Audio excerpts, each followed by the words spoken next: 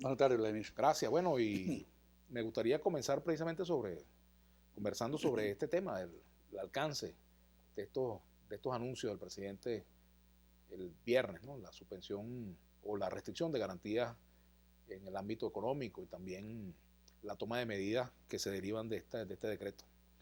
Bueno, primero quisiera darte las gracias por la invitación a este programa, un programa clave a esta hora y en el Día Venezolano. Y también darle las gracias a la gente del Valle, de Coche y Santa Rosalía, que esta hora me está oyendo, la gente que votó por mí, aunque soy diputado nacional. Tengo pues el compromiso con la gente del circuito Valle, Coche y Santa Rosalía.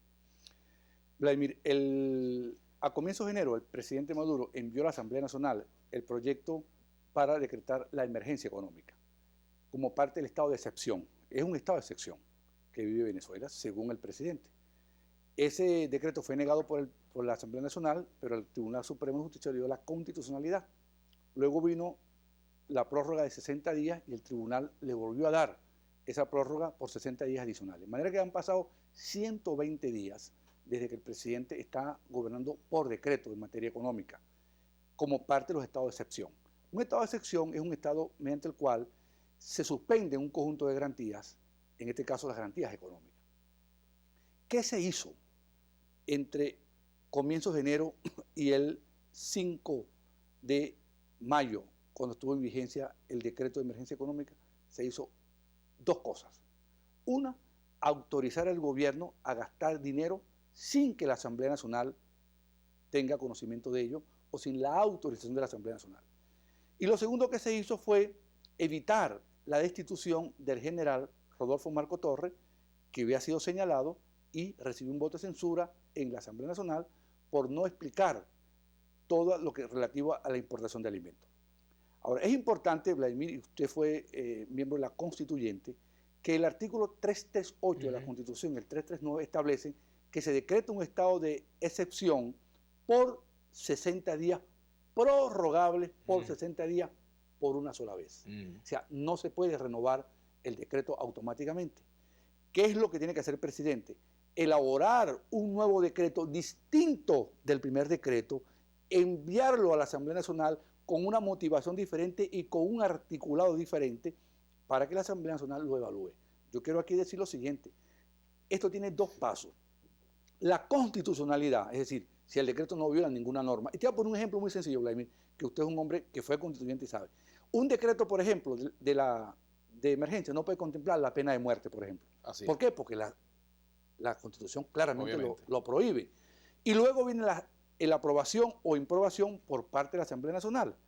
Entonces, si la Asamblea Nacional... Y es vinculante esa aprobación o sí, desaprobación. porque dice, la Asamblea Nacional evaluará y aprobará el decreto de emergencia económica. Entonces, está en manos de la Asamblea Nacional.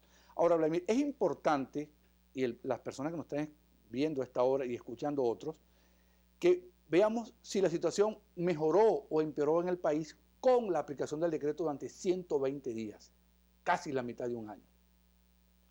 Cuando llegamos con el primer decreto, la inflación era 181% anual. La inflación ahorita está en 400% anual, es decir, ha empeorado desde el punto de vista inflacionario.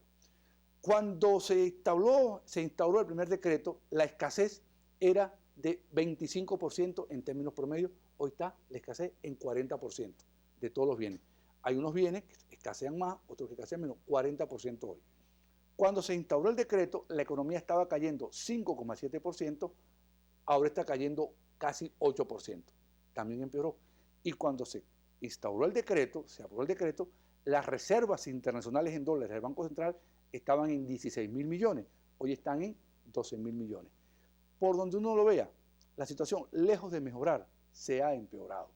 Entonces uno se plantea, entonces, ¿por qué un decreto de esta magnitud que para mí tiene nada más que dos objetivos nada más? Este decreto, más allá de todo el adorno discursivo y los conceptos, tiene dos objetivos nada más.